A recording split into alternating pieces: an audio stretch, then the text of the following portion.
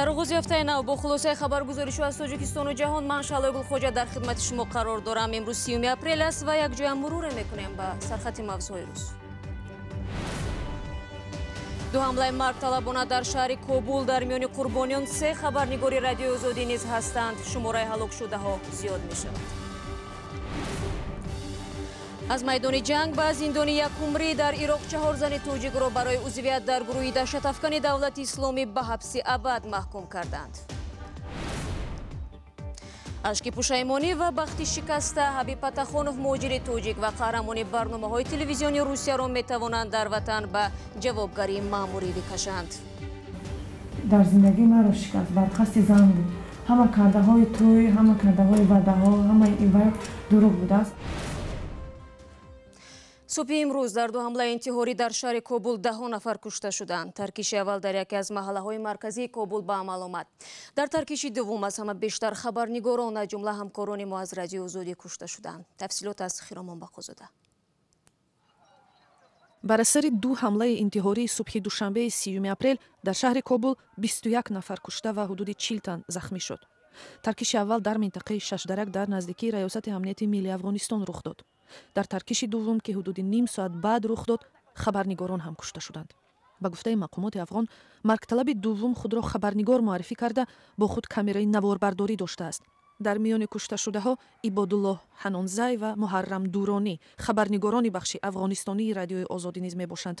Сабовун Какар хабарнигори дигари радиои озодӣ захмӣ шудааст. телевизиони Алҷазира гуфт ки дар ҳамла наворбардори ин шабака кушта шуд. масъулони телевизиони Тулу гуфтанд дар ин ҳамла як аксбардор ва як хабарнигори ин шабака захмӣ шудааст. масъулияти ин ҳамларо Давлати Исломӣ ба дӯш гирифт. дар ҳамин ҳол додгоҳи Ироқ 29 апрел 19 зани рус ва 6 зани озарбойҷониро барои узвият ва кӯмак дар гурӯҳи даҳшатафкани Давлати Исломӣ ба ҳабси абад маҳкум кард. ин додгоҳ ҳамчунин 4 зани тоҷикро бо ҳамин гуноҳ ба зиндони якумрӣ ҳукм намуд. мақомоти Тоҷикистон мегӯянд, дар ин чанд соли гузашта 10 зани тоҷик ба Сурияву Ироқ рафтанд, аммо бори аввал аст ки дар бораи ба зиндон маҳкум шудани занони тоҷик дар Ироқ гузориш нашр мешавад. Мумин Аҳмадӣ ҳамкори мо ин мавзӯъро пайгирӣ дорад. ҳоло ӯ аз маркази хабарӣ бо мо мепайвандад. Мумин, салом, чӣ тафсилоте дар бораи ин занҳо аст ва оё занҳои дигар ҳам дар зиндонҳои Ироқ нигоҳ дошта мешаванд? шаҳло, ҳанӯз маълумоти дақиқе аз шахсияти ин занҳое ки дар Ироқ ҳукми абад гирифтанд ба дасти мо нарасидааст, вале мо талош дорем то шахсияти ин занҳоро маълум кунем ва бо пайвандони онҳо суҳбат кунем. аммо тибқи иттилоое ки ба дасти мо расидааст, дар Ироқ занҳо кӯдакҳои зиёде дар паноҳгоҳҳо ва зиндонҳо нигаҳдорӣ мешаванд. тибқи он маълумоти расмие ки мақомоти Тоҷикистон эълон карданд, ҳамроҳ бо хонаводаҳояшон ба Ироқ ва Сурия наздики 400 зану кӯдаки тоҷик рафтанд. бисёре аз мардон ки дар ҷангҳо қарор доштанд кушта шуданд, вале бисёре аз занҳо асир афтоданд ва дар Ироқ, дар ҳудуди Ироқ ва Сурия дар паноҳгоҳ ё дар зиндонҳо нигаҳдорӣ мешаванд. хуб, дар аксое ки аз мурофиаи додгоҳи занҳо дар Бағдод нашр шуд, дар дасти онҳо кӯдакони ноболиғ ҳам дида мешавад. онҳо ва кӯдаконашонро чӣ интизор аст? Мумин, бубин Шаҳло, ки Тоҷикистон чанд рӯзи пеш аввалин бор баргардонидани кӯдакони тоҷикро таҷриба кард ва эълон кард ки ин бисёр мушкил ба даст афтод, чун Тоҷикистон намояндаи расмӣ дар Ироқ надорад ва аз тариқи кишварҳои дигар вориди гуфтугӯ бо мақомоти Ироқ шуд то кӯдакони тоҷикро баргардонад. албатта то ҷое ки мо иттилоъ дорем баргардонидани кӯдакон имкон дорад, аммо бо пардохти ҷарима. дар мавриди он занҳое ки зиндонӣ шуданд, имкони баргардонидани онҳо ва адои зиндон кардан дар худи Тоҷикистон вуҷуд дорад, аммо мутаассифона Тоҷикистон то ҳанӯз шартнома барои табодули зиндониён бо ҳукумати Ироқ надорад. шояд дар оянда чунин шартномаҳо имзо шавад ва баргардонидани он занҳо низ имконпазир шавад. ташаккур Мумин. дар зимн аз ин пештар дақиқтараш дар рӯзи 26 апрел додгоҳи Ироқ 10 зани хориҷиро барои узвият дар гурӯҳи ба ном Давлати Исломӣ ба қатл маҳкум кард. شما برنامه خبری رادیو آزادی رو تماشا دارید. نجادیندگان روزی گذشته جسد دو دختر 19 و 15 ساله را از دریای سرخاب بیرون آوردند. این دو نفر پس از آن به دریا افتیدند که یکی از آنها میخواست در پس منظر دریای سرخاب سلفی بگیرد. حادثه مذکور روز 28 اپریل در ناحیه رشت اتفاق افتاد. گفته می شود جوان دختر 19 ساله ساکن شهر دوشنبه بود و برای دیداربینی به نزد پیوندانش به ناحیه رشت رفته است. ماه اپریل سال گذشته نشانه و مروه نیز در پی سلفی به دریای وخش افتیده هلاک شد. دوام 1 سال تا حال جسد او پیدا نشده است. یک هیئت از سفارت آمریکا به شهر پنجکن رفته. طول چند روز با مردم و محل‌های تاریخی منطقه از نزدیک آشنا شدند. در این سفر همکارم امردین اولیموف هیئت را همراهی کرد و در پایان سیاحت این گزارش را فرستاد.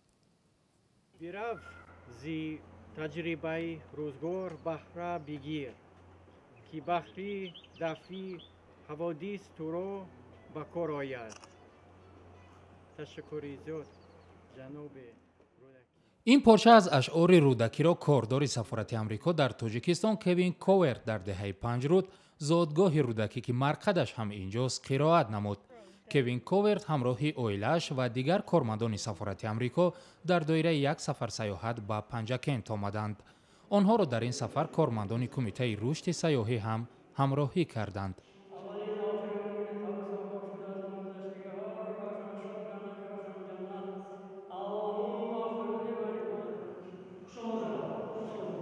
در آرامگاه سردفتر ادبیات کلاسیکی تاجیک فاتحه خواندند، به اشعارش شناس شدند و از حیات و روزگارش قصه ها شنیدند.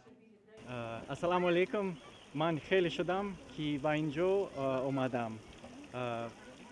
به من معقول است. در اینجا خیلی خوب، خیلی زیبا. تشکر زیاد. Thank you. کارمندان سفارت آمریکا و مقامات تاجیک با گروه از خبرنگاران سفر را در 7 کل ادامه دادند. از همه کلها دیدن کردند و خصوصیتشان را فهمیدند. وابسته به وقت روز و فصل سال عوض شدن رنگ آب کل میچگان برایشان جالب بود و نمیدانستند که این آب از کجا می آید. در اینجا طبیعت بسیار خوب، بسیار زیبا. شما هم به اینجا بیایید. و من معقول است. 7 کل بسیار زیبا، بسیار خوب. این کولی چورم و این ذخیره نوتکرار تاجیکستان می باشد. این سال من خیلی خرسند شدم چون که این سالی رشدی سیاحی و هنرهای مردمی و من فکر می کنم که تاجیکستان در این ساحه مهم بسیار امکانات ها دارد. میان کل ششم و هفتم مهمان ساکنان دهه مرغزار شدند. این دهه در بلندی 2500 متر از سطح بحر جایگیر است و ساکنانش هم همگی هنرمندند. برنامه را با گزارش از تاجیکستان ادامه می‌دهیم. حبیب پتاخونوف یک قهرمان جنجالی در برنامه‌های تلویزیونی روسیه را می‌توانند برای بسیار نکاحی در تاجیکستان مجازات کنند. این مهاجر تاجیک با وجود داشتن همسر قانونی در روسیه با جوان دختر تاجیک زرینا رحیمова در دوشنبه ماه مارت امسال نکاح بسته و الکی او را طلاق داده است. مقامات تاجیکستان میگویند برای به جوابگری مأموری کشیدن این مهاجر تاجیک شکایت اکنون همسر سابق او می‌تواند اساس شود. مقامات رسمی می‌خواهند یک مهاجر تاجیک برای به گفته آنها عمل نالایق و غیر قانونیش جوابگر شود. حبیب پتاخونوف در برنامه در واقع شبکه اول روسیه گفت که زن دوم تاجیکش را برای آوردن رشک زن روسش گرفته است. وزارت مهنت صلاحیت دارد که او را بازخوان کند و در مورد عائله داری و دو زنگی او باشد او طبق قانونگذاری جمهوری تاجیکستان به جوابگری مأموری کشیده می‌شود. زرینا رحیمова با حبیب پتاخونوف ماه مارت امسال و در حال ازدواج کردند که حبیب در روسیه با زن دیگر نکاحی رسمی و 2 فرزند داشت. من همین رو فکر میکنم که برای چی مرا این انتخاب کرد برای شکستن بخت. من برای زندگی او کار ندارم. من نمیبخشم. این مهاجر تاجیک چند سال پیش بعد از آن معروف شد که دختر 11 ساله روس را حامله دار کرد. با او حکم زندان تهدید میکرد اما با خواهش دختر آنها با هم عائله دار شدند. مسئولین کمیته کار با زنان میگویند در پی شکایت زرینا میتوانند قضیه پتاخونوف را وابسته به صلاحیتشان بررسی کنند. барои маслиҳатҳои равонии ҳуқуқӣ агар муроҷиат кунад, кумита омода ҳаст, чунки кумита ҳама рӯза бо он заноне ки шавҳаронашон дар муҳоҷират ҳастанд ва ё умуман заноне ки аз муҳоҷирати меҳнатӣ баргашта ба кӯмаки кумита ниёз доранд, омода ҳаст ки ба чунин нафарон кӯмаки худро расонад. зарина мегӯяд аз тамоми қиссаи зиндагӣ ҳабиб огоҳ буд, вале ба ҳарфҳои ӯ ки гӯё аз занаш ҷудо шудааст ва бо ӯ ҳам никоҳи расмӣ мебандад бовар кард. ҳоло зарина бар ин бовар аст ки издивоҷ бо ӯ як барномаи тарҳрезӣ шуда буд ки дар ниҳоят бахти ӯро қурбон кард. бар қасди занаш маро дар зиндагӣ маро шикаст, бар қасди зан буд.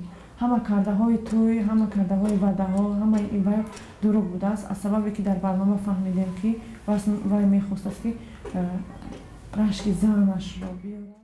ҳабиб ягона ҷавоне нест ки дар Русия никоҳи расмӣ дорад ва ҳам дар Тоҷикистон бо зани дигаре никоҳи исломӣ бастааст. бархе аз муҳоҷирон ки барои кору зиндагӣ солҳо дар Русия мемонанд, онҷо зани дуввум мегиранд. додгоҳи шаҳри Кӯло муаззини ноҳияи Фархорро бо иттиҳоми салафигарӣ ба муддати 5 сол равонаи зиндон кард. Аммо наздикон ва ҳамдиҳаҳои Карим Абдуллоев мегӯянд, ки ӯ ҳеҷ робитае ба салафият надорад. Карим Абдуллоев дар миёнаҳои солҳои 80-уми қарни гузашта дар сафи нирӯҳои шӯравӣ алайҳи муҷоҳидини афғон ҷангида буд ва моҳи гузашта мо дар бораи ӯ ин гузоришро пешниҳоди шумо карда будем.